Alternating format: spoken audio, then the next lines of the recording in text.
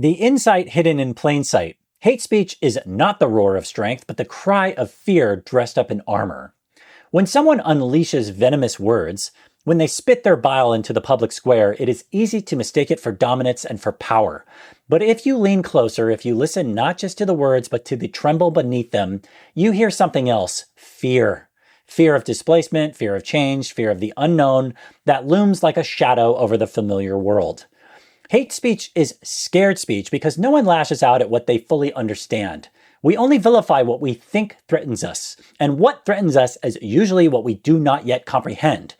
And let's say in the latest imperial incantation in India, for example, for the misguided Hindu Nationalist, or in our country, Christian Nationalist, which is really just Christian Supremacist, who has such low self-worth and self-esteem, they allow themselves to grow up or sink into a theo fasct cult. This is the non-supremacist, the immigrant, the queer person, the political other.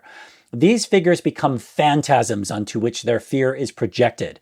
And because the psyche cannot say, I am afraid, it converts that energy into hate, which feels more forceful, more self-assured.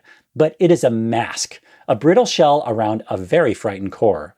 Any former neo-Nazi in recovery that evolved beyond it will have done enough development to say that in their past it was easier for them to say, I hate them, than the reality, which was that I was so scared.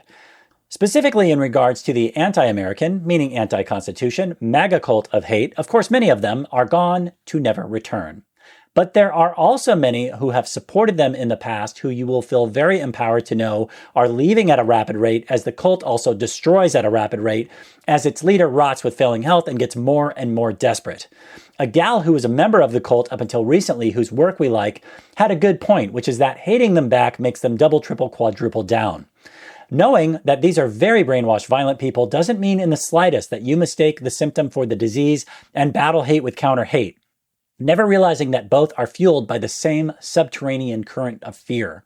And her suggestion is you gotta keep putting out signals that help diffuse instead of amplify, but most of all, help direct their ongoing anger towards the real criminals, who are the morbidly rich psychopaths who run the world and want to destroy all Western democracies. So for us in the pro-democratic majority, part of this revolution is when we say, I see that you are afraid and that your fear has twisted itself into hate, and do fight back, especially not by doing what they do, which is being afraid, but transmuting it into action, such as knowing you are bigger and stronger, fighting by building mycelial networks of media and organizations that have superior rhetoric and organizing of a big tent coalition onto the side of democracy and liberty and freedom.